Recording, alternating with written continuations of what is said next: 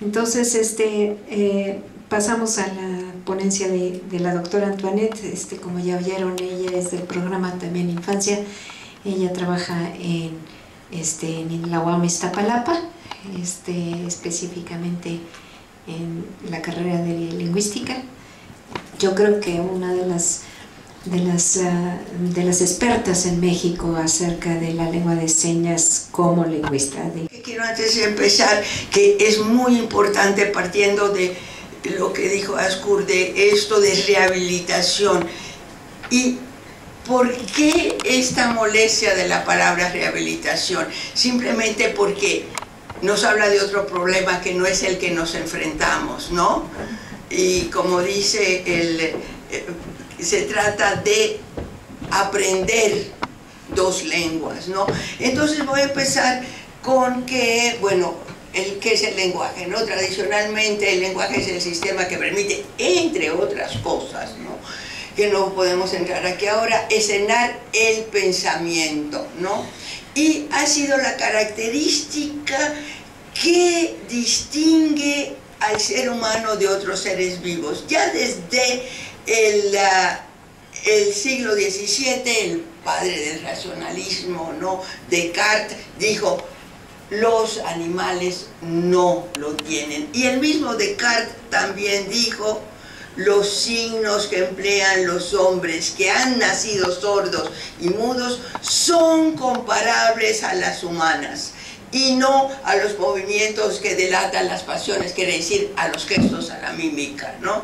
Bueno, pues a pesar de eso, no ha sido hasta hace apenas medio siglo, con un profesor de la Universidad de Gallo de Stocchi, que la lingüística, la teoría lingüística, empezó a considerar las lenguas signadas como lenguas naturales. Todos hablamos de lenguas naturales, pero ¿qué es una lengua natural? Es natural si es el producto de la facultad lingüística, algo que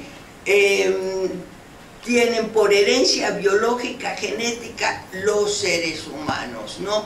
Y si es una lengua natural, producto de la facultad lingüística, tiene por lo tanto una gramática como cualquier otra lengua natural, las orales, y es decir, un sistema de reglas a seguir. Todos sabemos que hay una lengua una edad crítica que se llama, que es hasta la adolescencia, cuando cualquier ser humano aprende naturalmente, quiere decir sin una instrucción especial, la lengua con la que esté en contacto, ¿no? Entonces, hablando del problema, ¿cómo se prueba que la lengua de señas es una lengua natural? Los padres que tienen lenguas sordas empiezan a comunicarse con los chicos con señas, ¿no?, con sus hijos sordos, ¿no? Y estas lenguas no constituyen un sistema estructurado, ¿no? El papá puede hacer una seña para indicar mesa, la mamá otra, los hermanos otros, y todo esto está documentado, ¿eh? Si a alguien le interesa, hay mucha, no son hipótesis, hay estudios muy importantes de esto, ¿no? Y sin embargo, los niños sordos, aunque tengan este modelo de señas caseras, que son de los padres que no producen emisiones estructuradas, los niños crean un léxico consistente. A lo que le dije, el papá hace de un modo la mesa, la madre de otro modo, ellos dicen, así se dice mesa, ¿no? Y crean reglas de gramática. Esto tampoco son ilusiones ni hipótesis. Tenemos dos datos importantes. Uno, la lengua de señas de Nicaragua, que saben ustedes que después de la revolución se creó una lengua de señas. No había lengua de señas en Nicaragua, se trajo todos estos hablantes que traían señas caseras, se creó una lengua de señas. Cuando digo Segas, Kegel es especialista. Segas hizo una tesis en Harvard sobre la lengua de señas, cómo esos niños crearon una lengua. Pero todavía más importante que eso es el famoso Al-Sayid.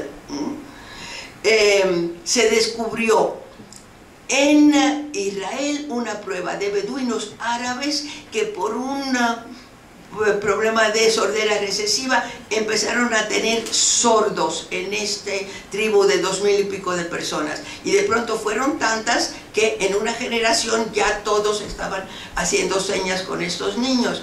Y de pronto hay 2 o 3 universidades en Israel especializadas en lenguas de señas, y un famoso lingüista de los Estados Unidos descubrieron en el momento en que esta primera generación que había empezado a hacer señas vivía todavía. O sea que lo cogieron desde el principio, así es que pudieron ver cómo se había empezado a crear esta lengua, ¿no? Entonces, otra evidencia de que las lenguas de señas son lenguas naturales, productos de la facultad lingüística, es el orden. El orden es una de las cosas que distinguen las lenguas naturales, ¿no? Estos changuitos, es falta de respeto, primates superiores, que les enseñan lenguas, no pueden con el orden. No pueden con el orden. Cuando hemos visto que estos niños sordos que nunca han estado en contacto con lenguas empiezan a hacer estas señas y empiezan, entre otras cosas, a crear orden, ¿no? Y ejemplo, miren esto, ¿no? Nosotros, la lengua, por lo menos la lengua de señas mexicana, el sujeto va antes que el verbo. Vemos el verbo en rojo, y el sujeto en azul. Mamá y ella van antes, ¿no? Normalmente el objeto va antes del verbo, ¿no? Y lo tenemos en verde, el objeto antes del verbo. Pero miren la sutileza. El sujeto va antes del verbo, siempre. Pero miren mamá dónde va. En cambio, cuando es un pronombre que le llamamos en lingüística clítico, inmediatamente antes del verbo. Esto no es un gesto, ¿no? Esto es solamente las lenguas naturales hacen este tipo de distinciones. Pero ustedes saben que también el objeto puede ir después, pero no es una cosa aleatoria. A veces lo pongo en un lado y a veces lo pongo en otro. Ustedes saben que en español ustedes pueden decir, ¿qué pasó? Ah, nada, se murió Juan. Y en cambio, cuando un estudiante dice, ay, perdóneme maestra, llegué tarde, es que me encontré a Juan y estuve hablando con él. Juan se murió el año pasado. Esto mismo, que estoy expresando intenciones diferentes, significados diferentes, lo tengo en verbas de señas. Normalmente yo digo, ¿qué haces? ¿No? Pan, compro, ¿no? En cambio, si alguien vengo con el bolsito y dice, ay, dame un bizcochito, me sonrío y le digo, comprar pan. Fíjense todas las implicaciones, ni te hagas ilusiones. Exactamente. Fíjense si esto no es una lengua con todas las complejidades que tenemos en las lenguas orales, como vemos en el español, ¿no? Entonces, todo esto muestra que es una lengua, una compleja lengua natural, ¿no? A pesar de esto, todavía muchos siguen insistiendo en que se trata de un conjunto de gestos, ¿no? Quizás lo que más haya contribuido al rechazo de estas lenguas es este carácter icónico, entendiéndose icónico, iconicidad, como la existencia de un parecido entre la forma de un signo y el concepto que representa. En las lenguas orales existe esto, tenemos las onomatopeyas, pero no hay muchas. En unas lenguas hay más que otras. Yo creo que en inglés hay más que en español, con muchos verbos que representan sonidos, ¿no? Pero es normal, la voz no sirve para describir, ¿no? En cambio, el principal articulador de las lenguas signadas, que son las manos, ¿no?, son adecuadas para dibujar en el espacio la forma del objeto designado. Nada más le daré un ejemplo, árbol, porque con muy pequeñas variaciones existe en en chino, en miles de lenguas que no han estado en contacto, ¿no? Bueno, entonces, ¿qué es lo que me van a decir la gente? Ya ves, te estás contradiciendo, son gestos, ¿no? Entonces, para eso no vamos a discutir. Entonces, ahora sí tenemos que ir al cerebro, ¿no? Y hay un estudio importante de un grupo de investigadores del Salk Institute que han demostrado que la iconicidad motora, sensor motora, normalmente se llama, de las lenguas de señas, no altera los sistemas neuronales. Eso quiere decir que cuando yo digo martillo o cualquier otro instrumento y la seña en una lengua de señas es lo que no es un gesto, es un signo lingüístico. ¿Y por qué lo sabemos? Ellos experimentaron con los nombres de las herramientas y con estos verbos o sea, con el verbo derivado, martillo, martillar, ¿no? Y con estos llamados clasificadores, que si usted pregunta, oye, ¿cómo dices poner en lenguas de señas? Y la gente dice, ¿poner qué? Y la gente se sorprende. ¿Poner qué? Porque ustedes saben que si yo pongo un vaso, lo hago de un modo. Si pongo un papel o doy un papel, lo hago de otro. Vuelven a decir, eso es gesto. Pues vamos a ver cómo se comprobó que no era gesto, que era lenguaje. Pero esto se pudo hacer porque anteriormente hay un grupo de neurolingüistas, Damasio y colaboradores, desde el 1994, están trabajando en esto. ¿Y qué descubrieron? Por ejemplo, con los sustantivos, ¿no? Ven ustedes estas líneas y que dice personas, animales, herramientas, verduras, diferentes grupos semánticos de sustantivos. Y en el lóbulo temporal, en la parte inferior, vieron que estaba dividido, que una persona que tenía una lesión cerebral en un pedacito podía perder nombres de personas o de animales o de herramientas, o sea que están independientemente. Y con esto es que los investigadores del SOC pudieron ver que pasaba lo mismo, que si yo hago así o yo hago así para cualquier herramienta que yo describa, se mueve exactamente la misma parte del cerebro que se va a mover cuando digo la palabra o cuando veo la imagen de esa herramienta. Y que si un sordo tiene un accidente cerebral, igual que a los oyentes, si solamente se le afecta un pedacito, va a perder la producción de estos sustantivos, ¿no? ¿Y qué pasa con los verbos?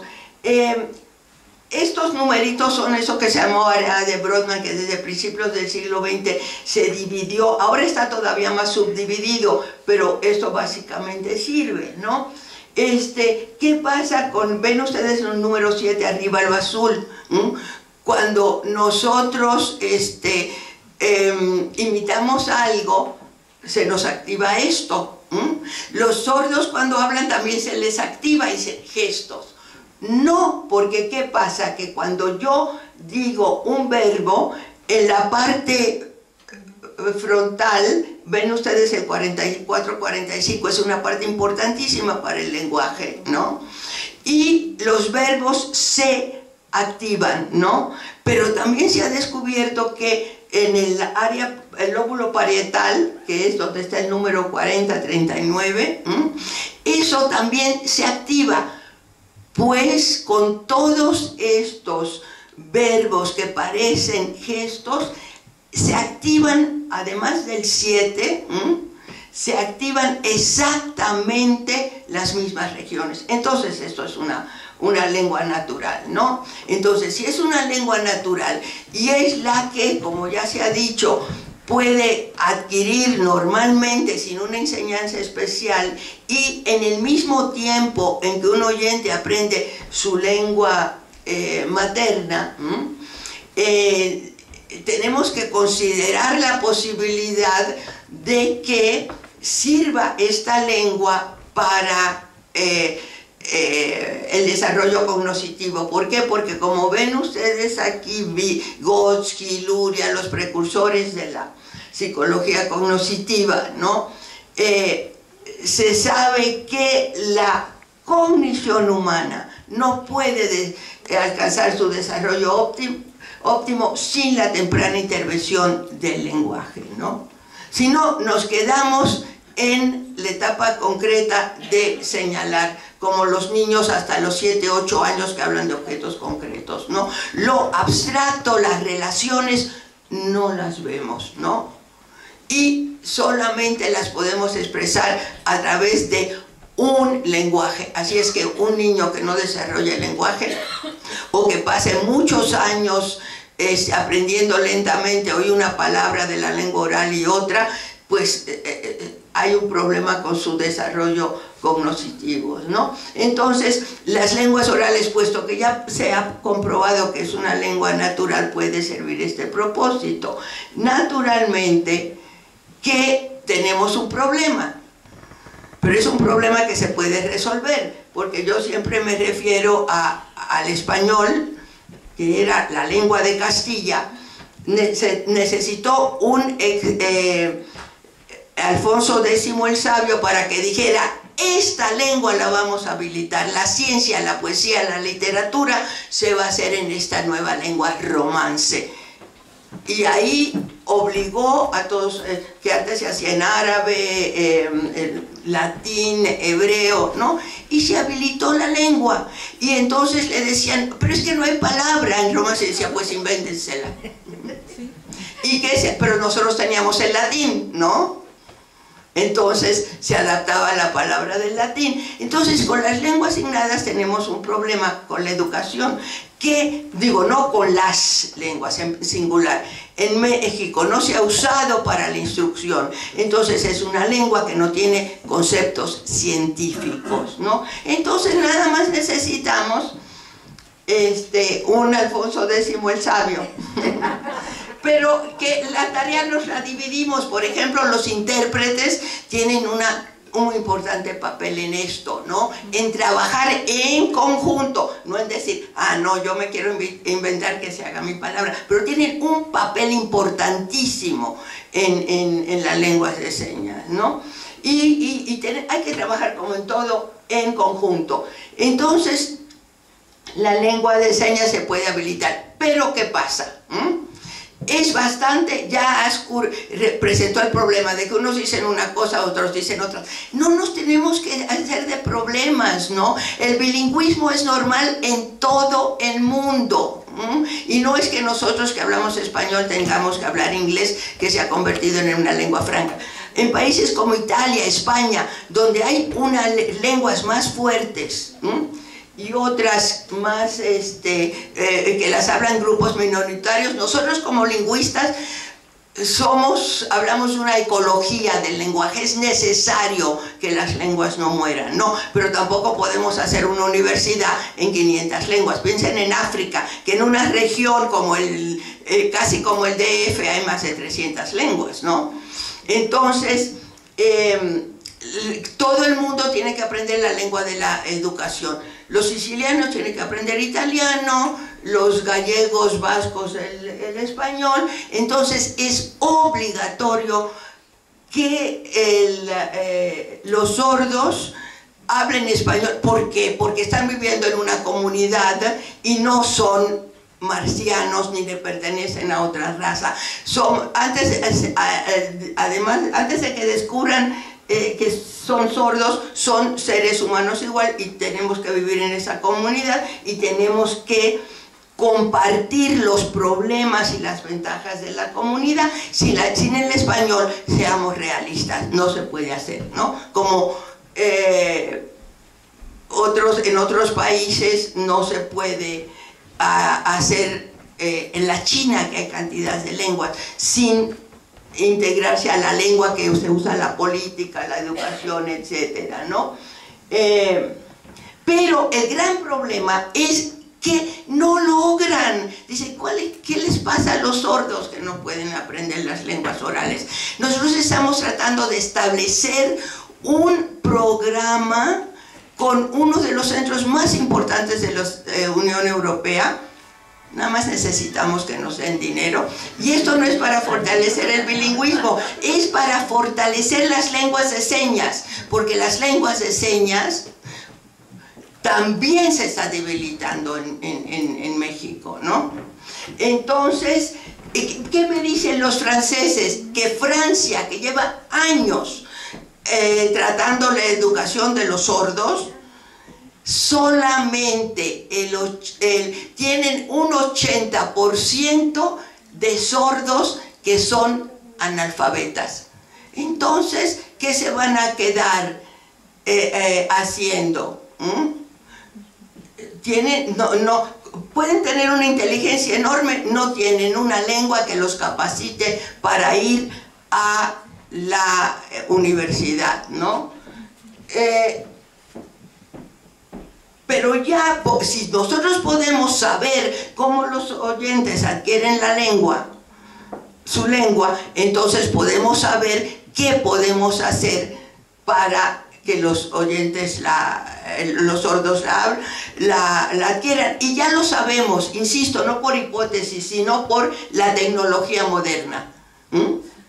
Que con estos gorritos sabemos qué se mueve en el cerebro y sabemos cómo reacciona el cerebro de un ser humano ante el lenguaje. Porque saber lengua de señas implica saber qué es el hombre, porque es saber cómo funciona el cerebro humano, ¿no? Pero también es obligación nuestra insistir en que nuestros descubrimientos científicos tienen que aplicarse para resolver problemas del mundo. Entonces, en ese compromiso estamos. Muchas gracias.